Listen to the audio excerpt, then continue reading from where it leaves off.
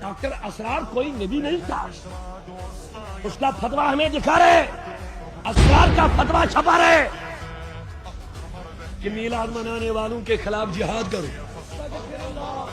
شرم کی بات ہے، ہم کتابوں سے ثابت کر کے دیں گے۔ Wake up to reality.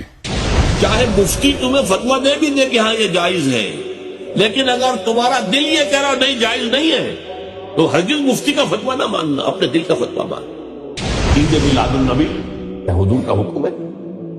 کیا اس کا کوئی ثبوت صحابہ سے ہے؟